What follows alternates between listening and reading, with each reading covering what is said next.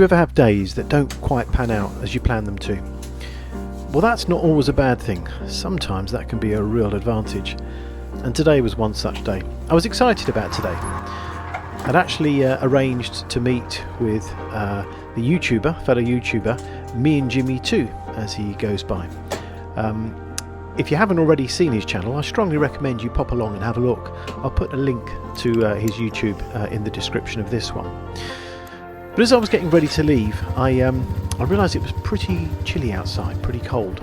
I checked the weather and it said 3 degrees. So I'm not really a kind of a hardened biker, but I was determined to wrap up and get out there today. It said 3 degrees, but it feels like -1, so I knew I was in for a chilly ride. But I layered up and headed out and hit the road. Now, as I say, the plan was to head off to meet with Me and Jimi too, and we'd arranged to meet at Blackbush Cafe. We arrived and we sat down and had our coffee. Actually, a bit of a kind of a timely thing. On arrival, just so happens I stopped the bike without trying or anything, and the mileage was a perfect 3,300. Not many, some of you say, I know, but a nice round number. Anyway, I just thought I'd mark the occasion by mentioning that. Right, back on with the day. So we were chatting away about motorbikes, and funnily enough, when two motorcyclists get together, that's often the topic of conversation. But I had been for a while in a dilemma. As many of you who follow this channel know, I'm not a reviewer. I'm not a proper YouTube reviewer, as I would say. I'm just a bloke who rides bikes and is looking for his next ride. And I do love test riding them, but I am looking for something a bit different. And I have got it down to 3 bikes. I'm very keen. The 3 bikes I'm very keen on, in no particular order, are the Himalayan 450, which some of you will know I test rode a while ago, and I absolutely love that bike. Really nice. Great upright position, nice suspension, tremendous power, just everything about it. If you wanted a workhorse, it's the workhorse. If you wanted to cruise and go out just riding, it's just that kind of bike. Just does all, goes anywhere, does everything. Really, really impressed. The other bike I really like is the, and it was a surprise actually, is the Bear 650. It was a surprise, as I mentioned in my last video when I took it for a test ride. I wasn't expecting it to be launched, and yet here it is.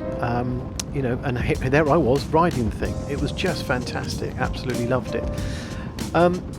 And it really was just a tremendous ride. It's kind of like, well, it's not like a Himalayan. It's very different. It's got a 650 engine, but it's, you know, it has that scrambler feel. It can go off road. It can do what you like. So yeah, just both great bikes. Really, really enjoyed them. And the other one I really liked the one I like. I say liked as in I haven't seen it yet. Is the classic 650. Now I have been waiting for that, but that is a gorgeous bike. It seems to have a nice stance, a nice position. So anyway, myself, along with Me and Jimi too, we met up at Blackbush Cafe. We had a fantastic coffee. Well, actually I had a cup of tea. Tea's more my thing. But we had a good conversation, definitely had a great conversation, and it was just good, covering a range of topics. And I was sharing with him my dilemma, which of the 3 bikes should I go for? And we just kind of backwards and forwards and all of that stuff. Anyway, while I was talking to Me and Jimi too, we kind of, in my head I thought, I need to get back down to Hatfields. So we had our coffee and we said goodbye, definitely going to catch up again. And I am headed to Hatfields, and greeting me outside, as though it was almost predicting what I was thinking, was the Bear 650 and the Himalayan 450, both looking resplendent in their, you know, outside. It was just great to see, really good to see.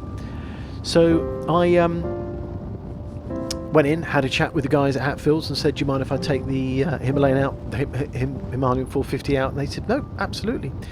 So off I went for a test ride, and I recorded it. I thought, well, I know I've kind of like done one before, but I thought I'd just capture my thoughts today. So I'm going to now switch over to the test ride and what I was thinking as I rode it, to share some thoughts with you about the Himalayan 450, however you pronounce it.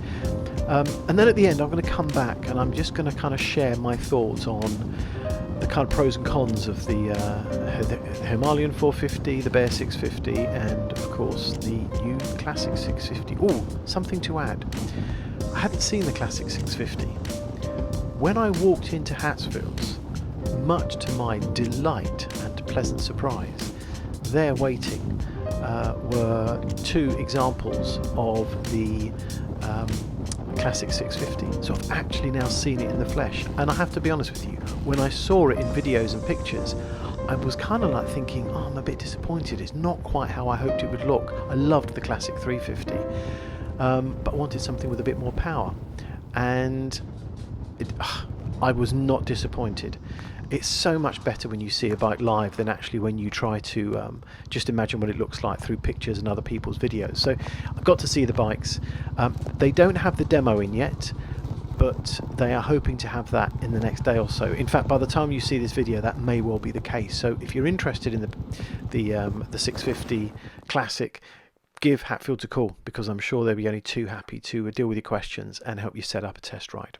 Anyway, let me now switch to the my Himalayan 450, my test ride number 2, share your thoughts, and then I'll come back a bit later and let you know what I think. So today I am for the second time taking out the Himalayan 450 to give it a good go, and just compare notes as the Bear's more fresh in my mind, just to see how it does.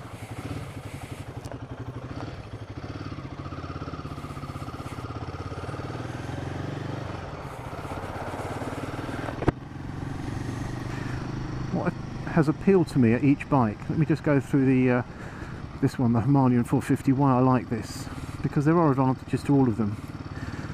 The first thing is that I love this riding position. This high riding position is just really lovely. It just feels comfortable, it feels natural. I remember from the last ride, and I'll be watching and paying more attention this time, the suspension. And people talk about the travel of the suspension, but forgetting the specifics, the technicalities of it, just feels nice. It felt really nice. The next thing I like is the pillion position. Now, I'm not someone who regularly takes pillions out or passengers out, but I'd like to, and I think that they could be quite comfortable on the back of this. I also like the fact that it's got this workhorse ethic.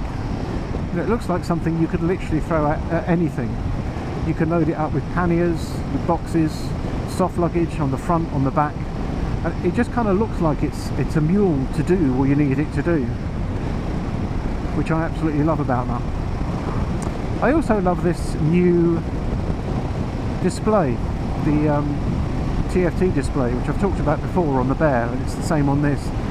It's clear and it's got a lot of features and functions which I quite like. I quite enjoy that.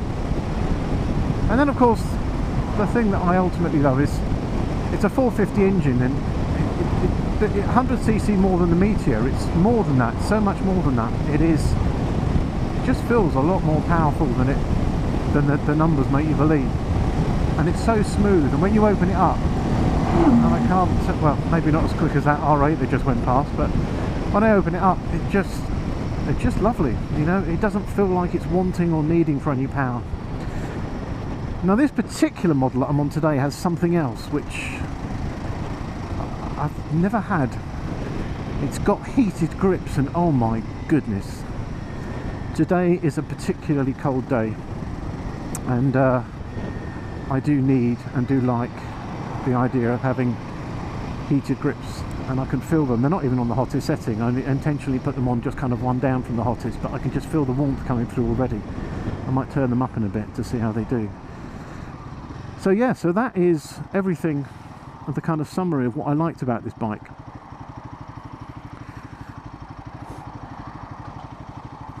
Now, if I compared it with the Bear 650, with the 650, clearly what you've got is, well,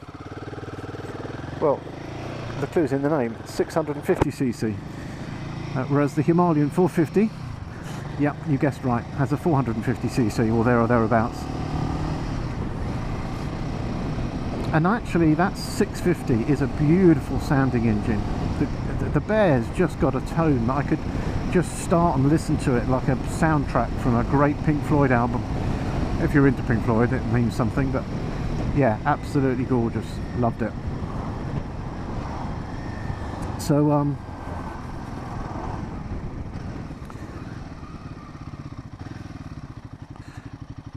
yeah, the engine of the Bear 650 I particularly like the sound, but actually in terms of power, this doesn't feel like it lacks in power. You know, I don't feel like, oh, if only it had a bit more CC or a bit more BHP, I'd have what I need. I don't feel that at all. This just, it's fine. I mean, it's not just fine, it's not just okay, it's not a compromise. It really is genuinely more than adequate.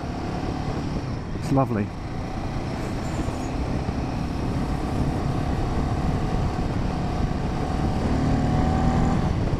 But also it's smooth if you don't want to push it.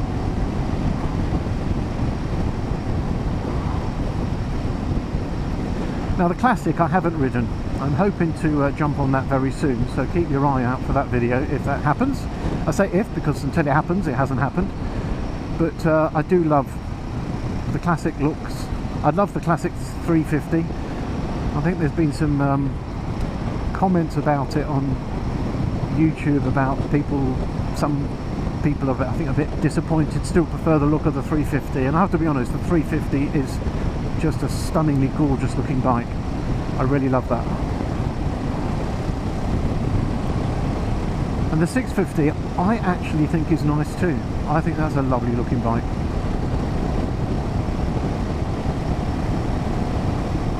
But it's the kind of bike you look at, I think.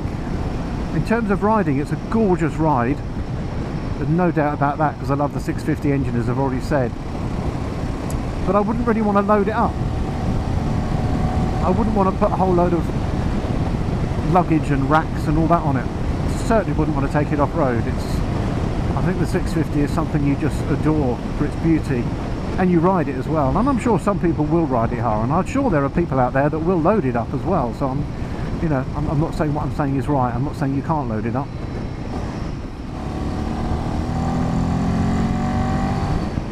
Yeah, just loving that acceleration in this bike. Just beautiful. But actually, you know, having said that, I've just said a load of things that aren't quite what I expected with the 650. It is a stunning looking bike. It represents an era of motorcycling which, you know, was a golden era in many ways. I'm not saying it's the only golden era, but was a golden era. And it's just something that it just looks lovely. And I think the Classic 650 is something that you will hold on to for many years, and it doesn't really date, because it is what it is. You know, it is a classic. Not just in name, but actually just looking at it, and it does look lovely, and I think a lot of people will be very happy with that. But for me, as I move on potentially to a second bike or another bike or whatever, whichever way you want to look at it, I think, you know, this gives me a few other options other than just enjoying motorcycling. The 450, this Himalayan 450 gives me the option to kind of, well, go on adventures. I mean, no motor, you don't need a particular bike to go on an adventure, so you could do that with any bike. But it does mean that I could just go a little bit further afield.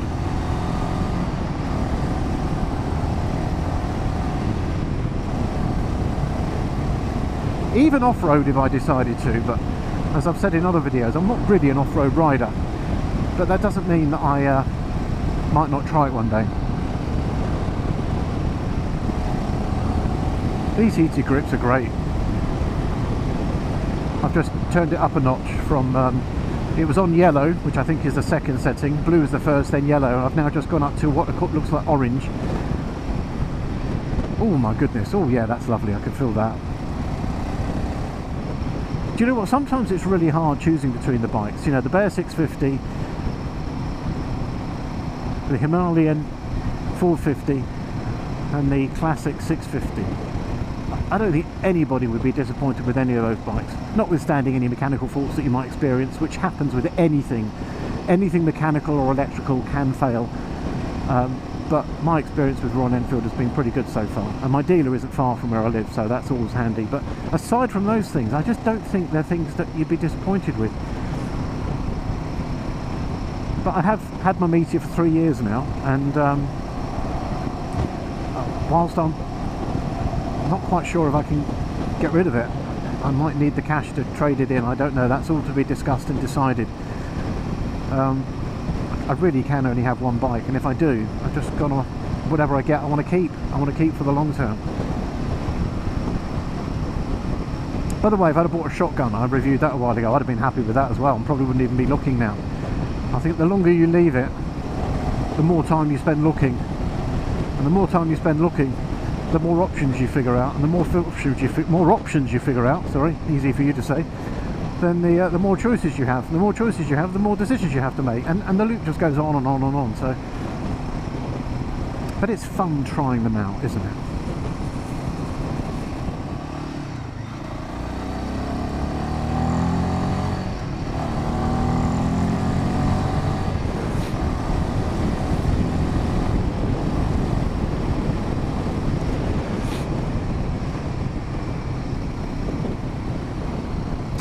Right, let's just pull in here and have a quick look around the bike, because I know I'm familiar with it. I've done a review before.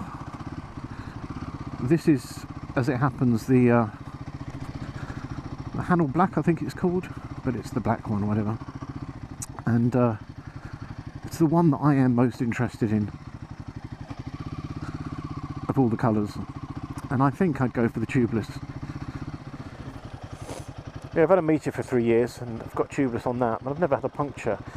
And that's not the point. The point is you never expect to have a puncture, but it's just knowing you've got that ability to sort the tyre out. But of course, the thing is, I haven't even got the kit to repair the tyres with. So why would I do that? Well, I'm just trying to figure out where to stop here. This is all a bit nightmare now. Get dirty wheels.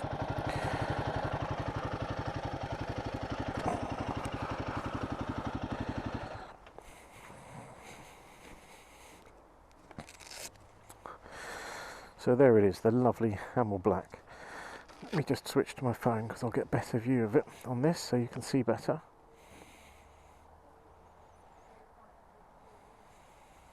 Let's go to video.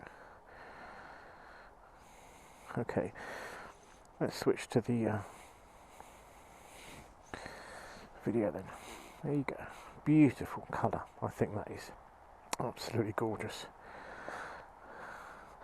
I don't think this one is the tubeless, but that's what I would definitely go for. Nice LED headlight. I kind of find this double mudguard configuration odd. Is one just for show, or does it have a purpose? I'm not an expert on these things, I don't know.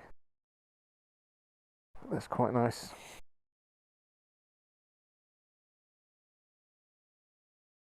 Lots of travel on that suspension, and of course lots of space for saddlebags on the side there, which you can see.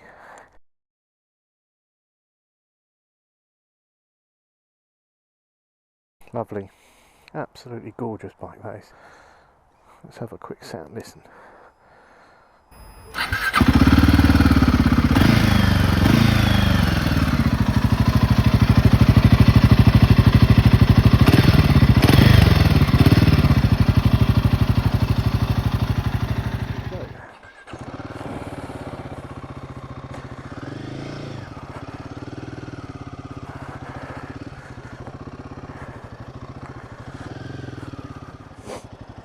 Let these two guards go past so that I can enjoy a nice acceleration. So the engine's warmed up, it's still fairly new, so I don't want to be too hard. But let's just see how she accelerates again. Oh, that's just so nice. It really is just, you know, I'm trying not to push it, but it just wants me to. He says, weak excuses.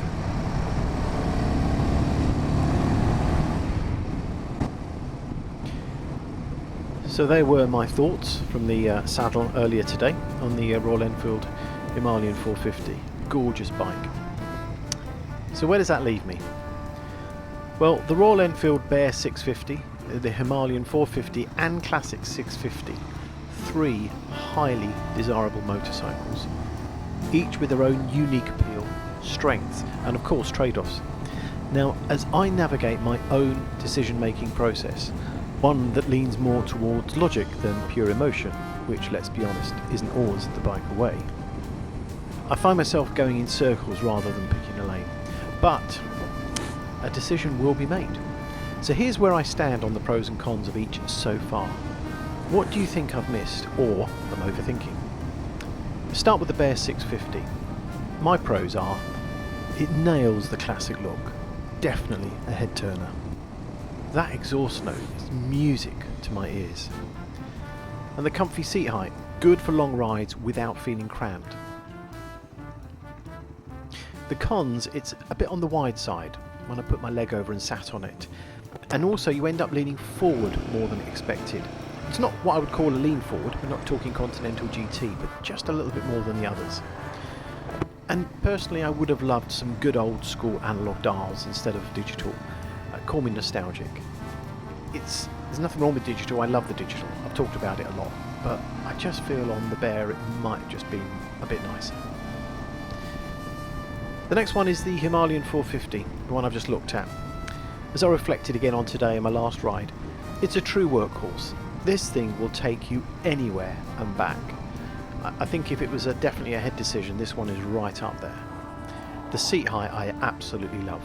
It's good for tall riders as well, or those who just like a commanding view. I mean, I'm 5'10" and I loved it, but people who are taller than me, you can actually adjust the height of the seat, which is well known. And for a 450, it is surprisingly punchy. It's more power than you'd think. Now the cons for the 450, it's not exactly a beauty queen when compared to its Royal Enfield siblings. That beauty is in the eye of the beholder, but just something that I feel. And also something I noticed more today as I slowed down and started to just chill a bit with the bike and just settled into just enjoying a slower cruise, which I love speed like everyone else, but I also like quite slow. It just felt a bit rough at the low cruising speeds. Smoothness wasn't really its strong suit. Now the classic 650, just for the benefit of this video, I haven't ridden yet. I've sat on now, but I haven't ridden, so it's difficult to give it, and we'll come back and revisit that. But here's what I'm thinking so far about the classic 650. It's timeless style. It just oozes charm. If it's your kind of thing, that look will grab you, and it is one of the bikes I just love the look of. Just from sitting on it, it felt super comfy. I just liked it. When I sat on there, the saddle felt just a bit softer. I also sat on a shotgun while I was there, and I could just feel the slight firmness of the shotgun. And even just bouncing up and down, the suspension just feels a little bit more suspension-y. It was just a little bit softer than the shotgun. And looking at the rings, the circles, you could see that there were more of those, so maybe that's what it's designed for. And that 650 engine, well, I love the Bear. I think they've tuned that up a bit, but whether it's the Interceptor, the Bear, the GT, whatever, that 650 engine is just lovely. So that's definitely, it's reliable, it's refined, so those are good. In terms of the cons for the classic 650, I mean, with all of them, I'm really struggling to find cons, but I'm trying to be balanced here. I hope that whoever gets one of the classic 650s likes polishing, because there is a lot of chrome, and it's going to demand some commitment. We're not just talking the chrome one, which obviously has the chrome tank and the chrome mudguards, but the engine, and also inside the wheel, the hub is actually very shiny as well, and just around the outside. So that's going to need a lot of commitment. And then, I'm kind of really struggling here because I haven't ridden it. There might be something obvious when I ride it, but is it a true classic or just playing dress up? Is a bike sometimes trying to be something it isn't? I don't know. That seems a bit harsh, and there might be some people who don't like what I've just said there, but I'm just trying to find the pros and cons and really trying to just go out of my way to sort of see what the balance is. Well, that's it. That's where I'm at. I hope you enjoyed those. It's been an absolute pleasure to put this video again and put some thoughts down and capture my thoughts. Would love to hear what you think. So please, if you have some time, to just drop in the comments what your thoughts are. My only ask is that you keep them kind, keep them respectful. You don't have to agree with me. Don't worry, I'm not going to get upset if you completely disagree. In fact, I learn from it, so please do that. But just, let's just remember that we all ride Enfields, and we ride Hondas, and we ride Suzukis and Kawasaki's and different bikes. And you'll have reasons why you like a particular brand or a particular model, and that's great. But you know, let's just be supportive of each other in that sense, because these are our medicine machines, and at the end of the day it doesn't really matter what you ride. If you've got 2 wheels and an engine and you're having fun, you've cracked it. There's probably another video I'm going to do on that sometime. Anyway, a very, very personal thank you to Hatfields of Crowthorne for loaning me their test bike. I don't get paid for doing the videos, but obviously I always appreciate the loan bike, which they very kindly provide. If you want to like and subscribe, I would be most grateful. I'm not ambitious on YouTube, and although there is a bit of a flurry of videos currently, I promise you that will slow down. But it's fun to do. And if you want to join me on this journey of as I discover new things about bikes and biking and what ride I'm going to do next, I've got a few ideas coming up that I might do, but they'll be sporadic. So thank you for joining me today. It's been a pleasure to put this together. Thanks for taking time to listen. Take care, ride safely, and look forward to catching up with you on the next video. Bye for now.